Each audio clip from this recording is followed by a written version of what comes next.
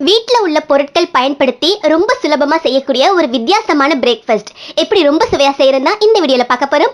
Welcome to Pappa's kitchen. இப்போ ஒரு பவுல்ல நான் 3 முட்டை சேர்க்கிறேன். கூடவே பொடியா கட் பண்ண பாதி வெங்காயம் சேர்த்துடலாம். துருவி எடுத்த ஒரு சின்ன கேரட் சேர்த்துட்டு பொடியா கட் பண்ணி எடுத்திருக்க குடைமிளகாய் ஒரு 2 டேபிள் ஸ்பூன் அளவுக்கு சேர்க்கிறேன்.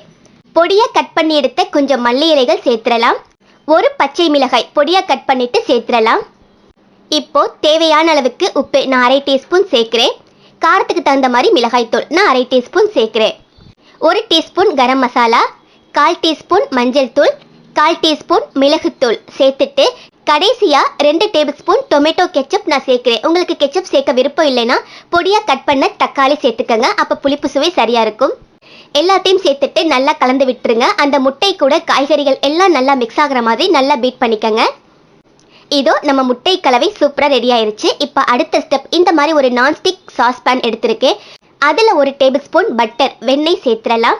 வெண்ணெய் உருகி வந்த பிறகு நம்ம கலந்து வச்சிருக்க முட்டை கலவையை உள்ள சேர்த்துருங்க. சேர்த்தாச்சு. அடுப்பு குறைவான தீயில இருக்கட்டும். இப்போ நான் பிரெட் ஸ்லைசஸை இந்த மாதிரி ஷேப்ல குட்டி குட்டியா கட் பண்ணி எடுத்திருக்கேன். அதை இந்த மாதிரி மேலாக அடுக்கி வச்சிடலாம்.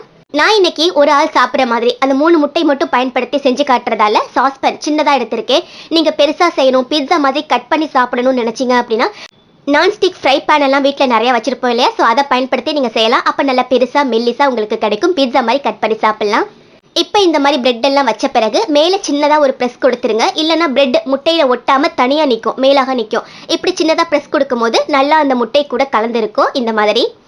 இப்போ இது மேலே டொமேட்டோ கெச்சப் கொஞ்சம் சேர்த்துடலாம். இல்லைனா பிரெட் வந்து பிளேனாக இருக்கும், எந்த டேஸ்ட்டும் இல்லாமல். ஸோ டொமேட்டோ கெச்சப் கொஞ்சம் சேர்த்துட்டு இந்த மாதிரி ஸ்ப்ரெட் பண்ணி விட்டுறலாம். பாருங்க இந்த மாதிரி.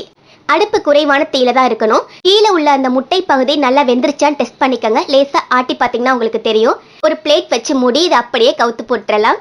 பாருங்க அழகா வந்துருச்சு. இப்போ மேல் பகுதி பிரெட் வச்சோம் இல்லையா, அது நல்லா வெந்து வரத்துக்கு மறுபடியும் சாஸ் பேனில் கொஞ்சம் பட்டர் சேர்த்துட்டு இந்த மாதிரி உள்ள வச்சிடலாம். வச்சுட்டு அடுப்பு குறைவான தீயிலே வச்சுக்கோங்க.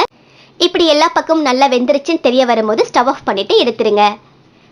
பாருங்க அழகா இருக்கு. இதை அப்படியே ஒரு பிளேட்டுக்கு மாத்திரலாம்.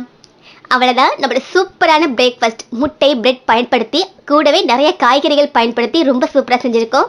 பாருங்க எவ்வளோ அழகா வித்தியாசமா இருக்கு பார்க்கறதுக்கே. சாப்பிடவும் ரொம்ப ரொம்ப சுவையா இருக்கும். கண்டிப்பா ட்ரை பண்ணி பாருங்க.